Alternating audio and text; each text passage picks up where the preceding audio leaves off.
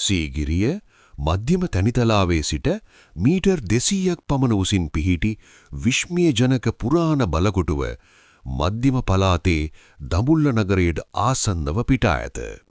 මහනුවර පිහිටි පූජනීය දන්තධාතු මාලිගාව ශ්‍රී දලදා මාලිගාව යනු බුද්ධාගමේ අති පූජනීය ධාතුව වන බුදුන් වහන්සේගේ දත තැන්පත් කර ඇත.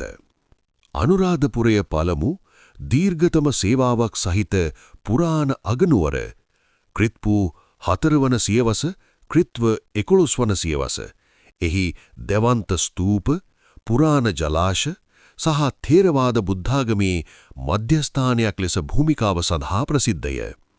පොළොන්නරුව දිවයිනේ දෙවන මධ්‍යකාලීන අගනුවර ලෙස ඇටින්වේ. 11 වන 13 වන සියවස් විය. මධ්‍යම උරුම අඩවියක් වන දඹුල්ල ලෙන් විහාරය හෝ රන් විහාරය රටේ විශාලතම සහ වඩාත්ම සංරක්ෂිත ලෙන් ආරාම සංකීර්ණය වේ.